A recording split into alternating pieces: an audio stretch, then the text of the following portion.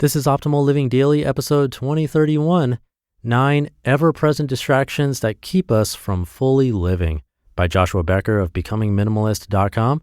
And I'm Justin Malik here every single day of the year, including weekends and holidays, bringing some positive messages to you to brighten your day, covering personal development or self-help, how to live a better life, minimalism, and a lot more. As always, with permission from the authors or websites, just hit the subscribe or follow button for this show wherever you get your audio to get new episodes for free. Today's post is from Joshua Becker, so let's get right to it and start optimizing your life.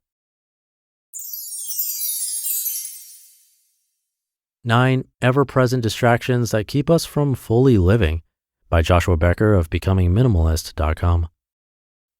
Our world is becoming increasingly filled with distraction. Information moves faster, louder, and brighter than ever before. Entertainment, social media, and marketing have never been so prevalent. They beg for our attention and our focus. In doing so, our minds are diverted from more important work. We would be wise to adopt principles that help us live less distracted. However, these distractions are easy to notice. We readily admit that we spend too much time checking email, watching television, or playing games on our phone. After all, the battle plays out in front of us each day. Far more detrimental to our lives are the subtle distractions that quietly surround us. They are not announced with blinking lights or beeping sounds. In fact, they have become so commonplace and ever-present, we hardly even notice their existence. But these distractions take residence in our mind and wreak havoc on our pursuits. And in the end, they keep us from living our lives to their greatest potential. Consider this list of 9 ever-present distractions that often keep us from fully living, and recognize if any have taken residence in your heart. Number 1, the promise of tomorrow. Joshua Glenn Clark said it like this, quote, "We waste so many days waiting for the weekend, so many nights wanting morning. Our lust for future comfort is the biggest thief of life," end quote.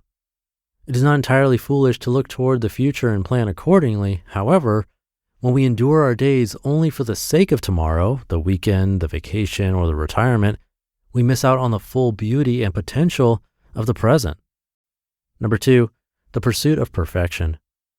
We ought to pursue excellence and pride in all we do. Our next step forward should be the right next step, and it should be taken with as much intention as possible. But doing our best and achieving perfection are rarely the same. When perfection becomes the goal, it becomes the enemy of progress, and in this way, it often distracts us from taking the essential risk of moving forward. Number 3, the regret of yesterday. To live is to experience regret. Nobody escapes life unscathed. We regret our actions, our decisions, and our motivations. But no amount of regret can ever change the past, and only those who have come to recognize and admit their imperfections are able to move beyond them. Call your mistakes what they are, offer an apology when necessary, and then move on. Don't allow regret from the past to negatively distract from opportunity in the present. Number 4, the accumulation of possessions. The things we own require our time, our energy, our money, and our attention. Every increased possession adds increased stress in our lives, and yet we continue to pursue and accumulate more and more and more. But more is not the answer. More has become the distraction. Number 5, the desire for wealth. Those who chase riches have misplaced their greatest potential and traded it to the highest bidder. Our lives were designed for contribution, to provide a positive impact on society for ourselves, our families, and those who live in a community with us. Sometimes our contribution provides financial excess. Other times it does not. But either way, when our contribution to society becomes chiefly motivated by a selfish desire to accumulate riches, it has become self-focused, and we have lost our opportunity to live it to the fullest. Number 6, the need for notoriety. The life you live is the life you live regardless if anybody notices or not. Those who live lives focused on the need to be recognized for it are usually the first to take shortcuts to get there. Instead, find significance in the eyes of those who know you best, because in the end, that is all that matters anyway. Number 7, the pull of comparison. It seems by nature we feel compelled to compare our lives to the people around us. We compare our belongings, our appearance, our families, and our successes. But each time we do, we place our focus and energy on the wrong person. Comparing yourself to others will always cause you to regret what you are not, rather than allow you to enjoy and grow who you are. Number 8, the appeal of pleasure. Many of us are led astray by the appeal and pursuit of pleasure. Why not, we might ask? What is wrong with the pursuit of pleasure? And I might even agree, at least to a point. But here's the problem. Pleasure is a terrible teacher. The most significant lessons we learn in life are rarely received during times of pleasure. Instead, they are born out of pain.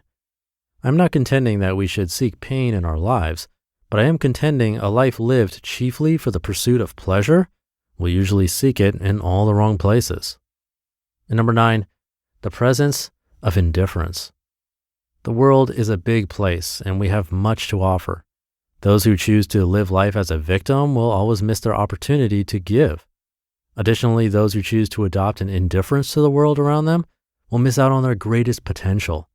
But those who recognize need and seek to do something about it experience a joy and fulfillment that can never be discovered anywhere else. Our world is full of distraction. The most dangerous are those we do not recognize.